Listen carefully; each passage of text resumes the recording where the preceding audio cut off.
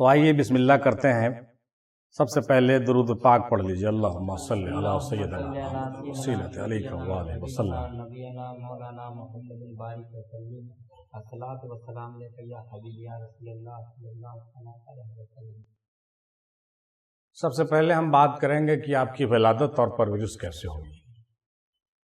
آپ سرکار میم ہندی شاہ افضل رحمۃ اللہ علیہ، ہمارے دادا حضور، ہندوستان کے ریاست بہار میں نوادہ ضلع کے کڑہیتا نام کے ایک چھوٹے سے گاؤں میں آج سے تقریباً 80-90 سال پہلے 1931 عیسوی تقریباً مطابق 1352 ہجری، آلموسٹ آگے پیچھے ہو سکتا ہے ذرا سا، چونکہ ایگزیکٹ جو ہے تاریخ نہیں ان کا کہیں لکھا ہوا پایا گیا۔ ہم لوگوں نے جو ہے تھوڑا ریسرچ کر کے معلوم کیا ہے کہ 63 سال میں آپ کا وفات ہوا، لہٰذا اس لحاظ سے ہم لوگوں نے پلس مائنس کیا تو پتہ چلا کہ ان قریب جو ہے 1931 عیسوی میں آپ کا جو ہے ولادت ہوا ہے۔ ولادت باسعادت جو ہے 1930 عیسوی میں ہوا، یعنی جوڑ لیجئے کہ 70 سال ادھر اور 20 سال ادھر، تقریباً 90-92 سال ہو گیا آپ کی ولادت کا۔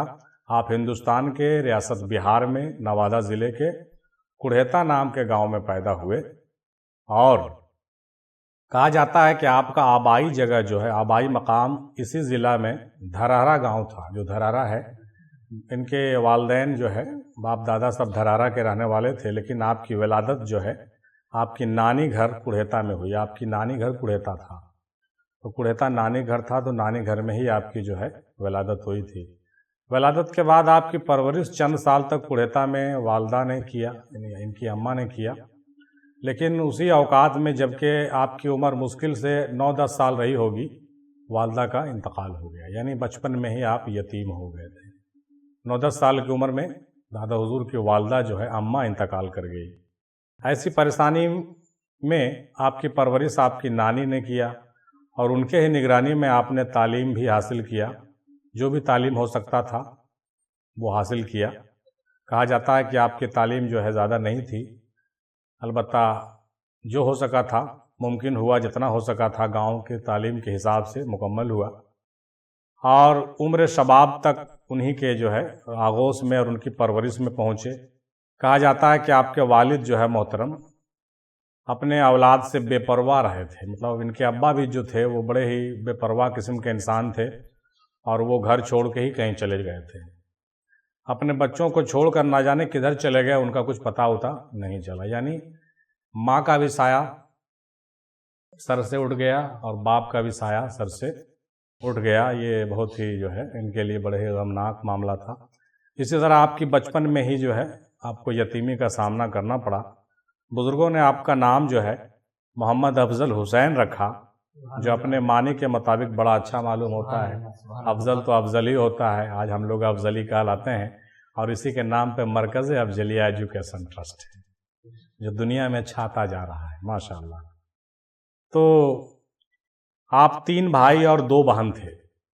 آپ 3 بھائی تھے، بڑے بھائی، منجلے بھائی، چھوٹے بھائی۔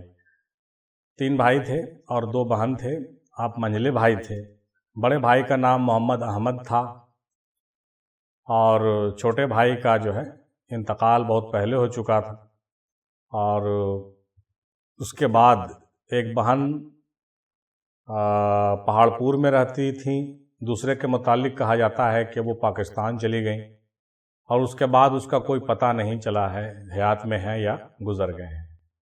والد محترم کے متعلق کہا جاتا ہے کہ آپ نے شاید کلکتہ میں ان سے ملاقات کہیں کی تھی، والد صاحب شاید کلکتہ میں ان کو ملے تھے کہیں، جنہوں نے اس وقت دوسری شادی بھی کر لی تھی۔ چونکہ آپ کے والدہ کا انتقال تو بہت پہلے ہو چکا تھا، تاہم والد نے آپ کی کوئی پرورش اور نگرانی نہیں کی۔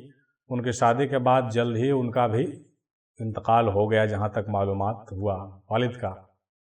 اس وقت آپ کی عمر تقریباً 20 سال رہی ہوگی، یعنی 20 سال کی عمر میں والد پہلے تو غائب ہو گئے تھے، لیکن بیچ میں کہیں ملے تھے کلکتہ میں، پھر وہ بھی ان کا بھی انتقال ہو گیا، اس کی تصدیق ہو گئی۔ تو کہنے کا مطلب یہ ہوا کہ آپ بچپن میں ہی یتیم ہو گئے، نانی نے آپ کو سہارا دیا تھا اور آپ کو پرورش کیا تھا، اور اس کے بعد شادی بیاہ کیسے ہوا ہم تفصیل سے اس موضوع پر آگے آتے ہیں۔ بڑا ہی کان دھر کے اس موضوع کو سنتے چلیے گا۔